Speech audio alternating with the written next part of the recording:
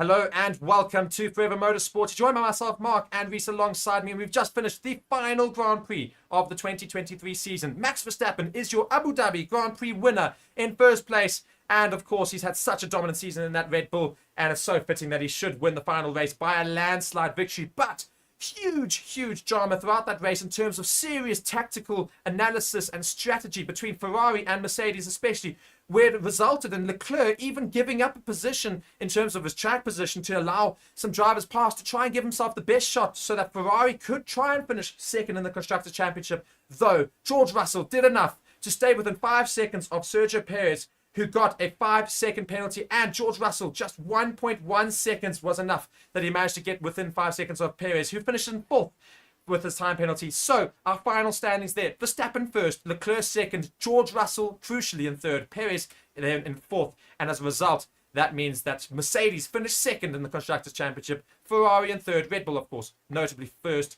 The McLarens of Norris and Piastri finished in 5th and 6th. Alonso in 7th, very good for him. Tsunoda in 8th, he managed to defend against Hamilton that last lap. Hamilton only 9th, and Stroll in 10th. What a race. What a race, as you say. I just have to give it out to Charles Leclerc, who at the end tried everything to get that championship second place for his team there. But unfortunately, just not able to make it happen. And brilliant for Fernando Alonso. He will finish 4th in the Drivers' Championship as a result of those final standings there. He finishes in 4th.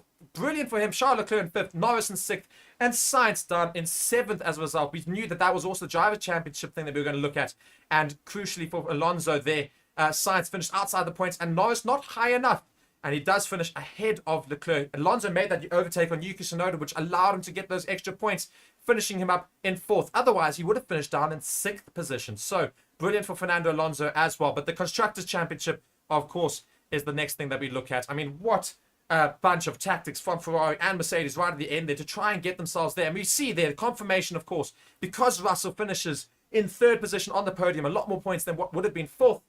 Mercedes finished 3 points ahead of Ferrari in 2nd. And Ferrari on the 406 points in 3rd. McLaren also crucially did very well this race to stay ahead of Aston Martin in 4th position. Aston Martin still a great season for them down in 5th. They should have done a little bit better towards the end of it, but not too bad.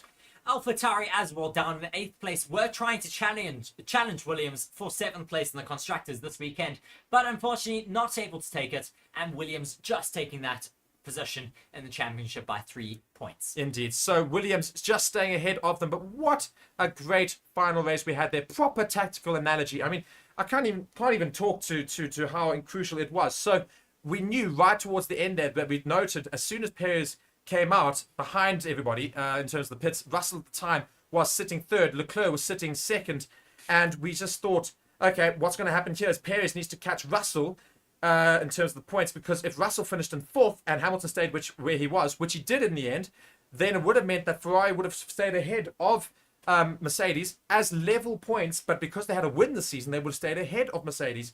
So they needed Russell to finish 4th, and Perez was going to catch Russell. He did catch Russell, but from an earlier instant, Perez tried to take Lando Norris, did not give him space, pretty much ran Norris off the road, and he got a 5-second penalty for that, which was then applied in the last few laps. And as a result, that then made it even more interesting for Ferrari, because had that not happened, Ferrari would have won the Constructors' Championship. Yes, it really did just make things so exciting right down until the line. But what a good and fitting send-off for the Formula 1 season. Max Verstappen gets 2 records today, taking over 1,000 race laps led during this Formula 1 season, as well as he will now beat Jim Clark's record for the percentage of laps led throughout a season. And the most wins in a season for any Formula 1 driver, the most podiums for any Formula 1 driver in a season. He's already taken. I know, but I'm just saying it's incredible to see. He's just extending those records already. So I mean, it's just been the most insane season for Red Bull, and we were saying it. This is the best Formula 1 car of all time in terms of development and the car's performance itself. No other car can compete with the Red Bull's car this season. Even the W14 of Mercedes, not as good as this Red Bull car. The RB19, well, it unbelievable. is faster, of course, in terms of track speed, because it was a higher downforce car. But compared to these cars, in terms of its winning statistics, it is unparalleled. Unbelievable. So, Red Bull finished the Constructors' Championship in first, 860 points. Mercedes had only 409, more than double second place. I don't think we've ever seen a gap as big as that in any Formula One season. So insane for Red Bull Racing Honda. And that, of course, will bring us to the end of the 2023 season. It's been such a good one.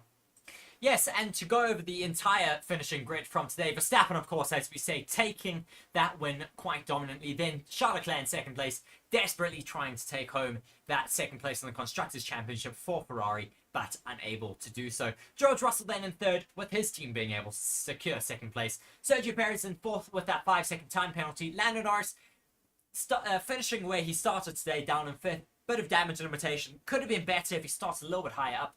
But unfortunately, himself and his teammates will have to settle for 5th and 6th today. Fernando Alonso finishes 7th and secures 4th in the Drivers' Championship for himself. Yuki Tsunoda having a great day, sending off his team boss, Franz Tost, from that AlphaTauri team. Then Lewis Hamilton in 9th, Lance Stroll in 10th, Daniel Ricciardo in 11th, Esteban Ocon and Pierre Gasly fighting it out a little bit today in that team, but that is their finishing order. Then Alex Albon in 14th, 12th and 13th, yes. Alex Albon then 14th, Hülkenberg 15th, Logan Sargent finishing in 16th.